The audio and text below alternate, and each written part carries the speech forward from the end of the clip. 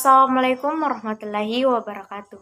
Perkenalkan, nama saya Indrohiningsi dari kelas 12 MIPA 4 nomor urut 9. Saya Andi Gustul Galib, kelas 12 MIPA 1, urut 13. Saya Andi Nur Aziza dari kelas 12 MIPA 1 nomor urut 3. Saya Anda Frizalaim dari kelas 12 MIPA 3 nomor urut 13. Saya Sukmawati dari kelas 12 MIPA 4 nomor urut 33. Saya Yuyun Nurmalia dari kelas 12 MIPA 1 nomor urut 34. Saya Andi Wijastuti RM nomor urut 1 dari kelas 12 MIPA 5. Saya Andinila Safira dari kelas 12 MIPA 4 nomor urut 2. Saya Ririn Puspitasari, saya dari kelas 12 MIPA 5 nomor urut 30. Saya Alif Alfian dari kelas 12 IPA 4 nomor urut 1.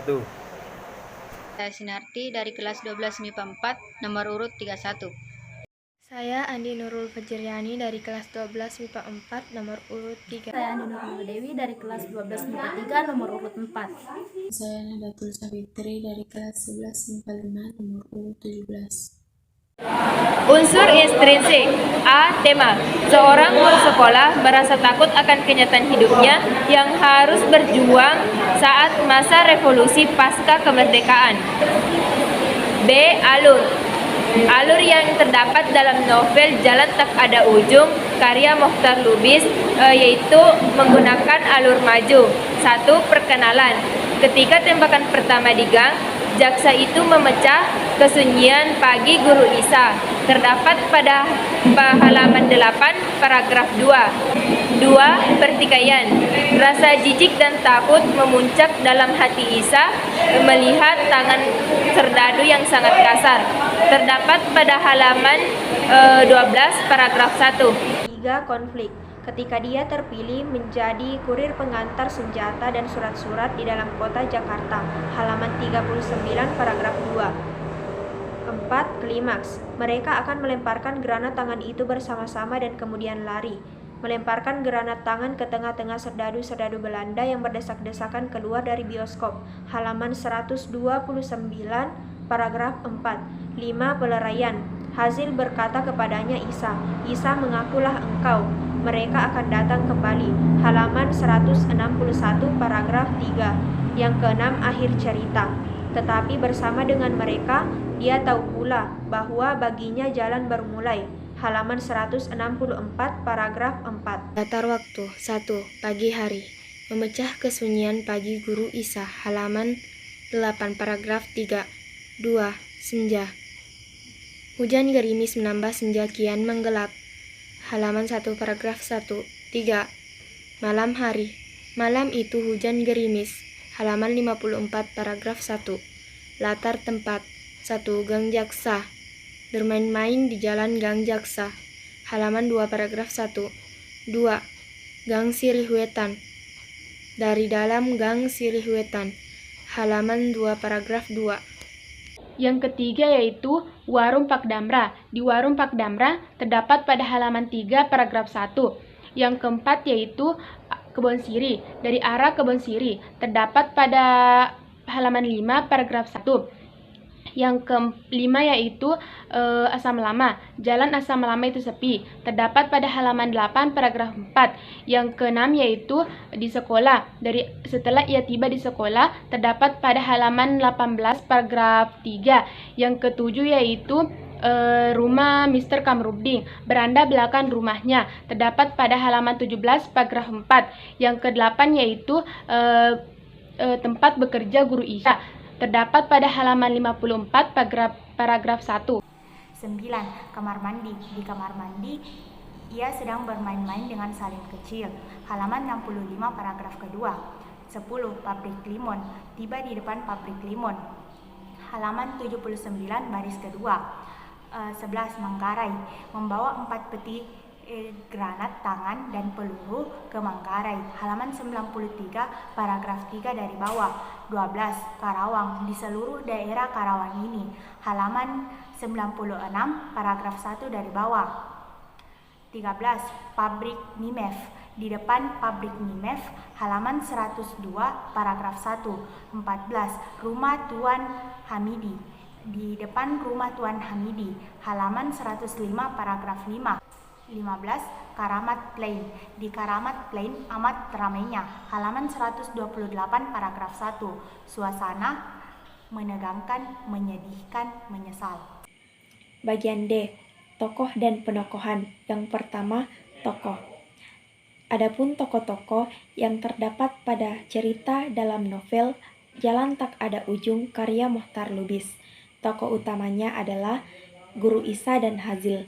Adapun tokoh tambahan, yang pertama Fatimah, kedua Rahmat atau teman Hazil, ketiga Mr. Kamarudin atau ayah Hazil, keempat Pak Hamda atau pemilik warung, keempat Pak Hamidi atau tetangga Guru Isa, kelima Salim atau anak yang dipungut oleh Guru Isa, dan keenam Saleh atau teman Guru Isa. 1. Guru Isa. A. Penakut. Tetapi dalam hatinya sendiri, dia takut bahwa keputusan yang akan diambil, dia sendiri tidak bisa hadapi dan terima. B. Tidak menyukai perkelahian. Saya bukan orang berkelahi, bisiknya kembali. C. Perasa sambil bisa niat mencuri masuk ke dalam kepalaku. Pikirnya malu pada dirinya sendiri. 2. Hazil. A. Pembangkang. Rupanya pistol itu masih belum juga kau buang. Bukankah ayah suruh seminggu yang lalu? Anak kepala batu, kau mau mati. B. Bertekad kuat. Jangan ayah, kita perlu senjata untuk kemerdekaan. C. Pandai. Jika kita angkat terang-terang, siang-siang, maka tidak seorang juga serdadu Inggris yang akan curiga kita membawa misiu. Tulis Hazil dalam suratnya. 3. Fatimah. A. Pandai menahan diri. Barangkali memang perempuan lebih pandai menahan diri daripada laki-laki dalam keadaan serupa ini ataupun pendidikannya menahannya. Halaman 62 paragraf 8. B. Perhatian. Malariamu lagi barangkali, kata Fatimah. Minumlah pel masih ada di dalam lemari. Halaman 110 paragraf 2 dari bawah. C. Ingin dicintai.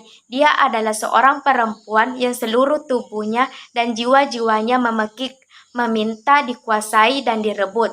Halaman 63 paragraf pertama. 4. Rahmat. A. Berani. Rahmat sekarang telah bisa berteman dengan kekerasan. Dia sangat berani. Halaman 97 paragraf 3. 5. Tuan Hamidi. A. Dermawan. Dalam perjuangan kita mesti bantu-membantu, bukan? Kalau beras lepas, saya juga mau menyumbangkan. Halaman 67 paragraf 4. 6. Mr. Kamarudin. A. Temperamental. Dia baru saja marah-marah pada Babu karena kopinya tiap pagi diberi gula banyak-banyak. Halaman 18 paragraf 4. B. Penyayang. Tersembunyi perasaan yang lebih besar dari kemarahan. Perasaan kesayangan seorang ayah kepada anak. Halaman 20 paragraf 1 dari bawah. Serdadu atau penjajah. A. Tidak berperi kemanusiaan, menggeledah dengan kasar sekali dan tangannya terlalu lama berhenti di dada perempuan itu. Halaman 12 paragraf 1. E. Sudut pandang. Sudut pandang menggunakan sudut pandang orang ketiga karena pengarang banyak menggunakan nama orang dan kata ganti dia. Bahasa, personifikasi, dan lari dari ancaman yang telah lama memeluk seluruh kota. Halaman 1 paragraf 1. Hiperbola. Dan cahaya kilat memancar-mancar. Halaman 1 paragraf 1. Simbolik. Kanak-kanak itu berlompatan seperti monyet turun ke jalan. Halaman 3 paragraf 2. Asosiasi atau semila. Api yang membakar. Cinta pada tanah airnya. Cinta pada tanah airnya hebat seperti hembusan taufan. Halaman 33 paragraf 2 dari bawah. Peleonisme. Terhempas ke bawah jauh-jauh. Halaman 43 paragraf 4. Repetisi. hasil yang gila, rencana gila, markas dari luar kota yang gila, halaman 131, paragraf 1. Amanat. Kita harus selalu tetap sedia melawan rasa takut untuk mendapatkan kemerdekaan. 2. Janganlah terlalu banyak memendam perasaan takut. Itu akan menyebabkan kita hanya menerima kekalahan yang bukan kita inginkan dari apa yang kita menangkan. 3. Perjuangan dalam bentuk apapun dapat membentuk kepribadian seseorang menjadi lebih baik. Kita akan jatuh dalam ketakutan yang hebat bila kita tidak mengubah pola pikir. Kita akan ketidakmampuan menghadapi cobaan.